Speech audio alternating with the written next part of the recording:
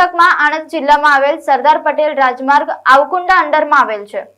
અંદાજે 4 થી 5 વર્ષ આ રોડને થઈ ગયા છે, પરંતુ તંત્ર તરફથી કોઈ પણ જાતની સફાઈ કામગીરી કે રિપેરિંગ કામ કરવામાં આવતું નથી। આ રોડ પર થઈને અવરજવર કરનારા મુસાફરોને ખૂબ જ તકલીફોનો સામનો કરવો પડી રહ્યો છે। આ રોડ ઉપર ઠેર ઠેર ગંદકી અને દબાણ જોવા મળી રહ્યા છે, પરંતુ તંત્ર કોઈ જ એક્શન નથી લેતું।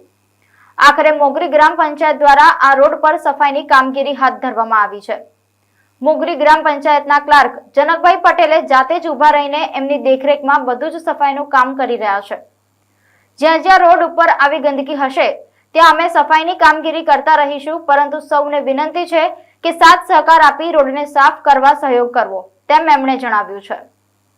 અમે આ મોગરી ગ્રામ પંચાયત તરફથી આ સાફ સફાઈનો હાથમાં પકડી છે। ઘણો ગંદવાળો હતો આ સરદાર પટેલ રાજમાર્ગમાં। અમે નક્કી કર્યું કે આ અમારે કરવું છે। અમારા જીસીબી વાળા ભાઈને અમે સંપર્ક કર્યો અને એમના થ્રુ અને આ સાફ સફાઈ કરાવી છે અને આવું આ કાયમ માટે રહે અને રાખે અને અમે પણ સાથ અને સહકારથી આવું કાયમ સાફ કરી અઠવાડિયામાં એક વખત એવું કરીને અમે કમ્પ્લીટ કામ કરીશું એવી અમારી ઈચ્છા છે। તમે પંચાયતમાં છો? હું પંચાયતમાં ક્લાર્ક તરીકે છું, પણ બધું કામ મારા હાથે જ થાય છે। બરાબર, તમારું નામ શું? મારું નામ જનકભાઈ ડાયાભાઈ પટેલ, મોગરી।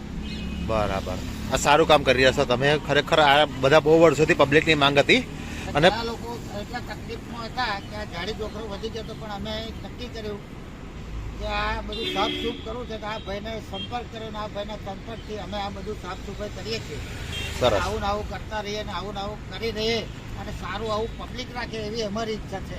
આ બધું સાફ કર્યું, આમાં કોઈ દબાણ બબાણ વાળા કશી તકલીફ? કોઈ દબાણ વાળા કોઈ અમને કશું કોઈ તકલીફ નહીં પડી, ખાલી ભરવાડોને એટલી તકલીફ થઈ જેના ઉકેડ્યા હતા એ એમની હાથે અમે ફાઇટ કરીને પછી અમને સમાધાન કરીને સમાધાન કરીને ગમે તેમ કરીને અમે એમનું સાફ સફાઈ કર્યું અને અત્યારે અમને કહી દીધું કે રોડ ઉપર કોઈ વાંચીતું કે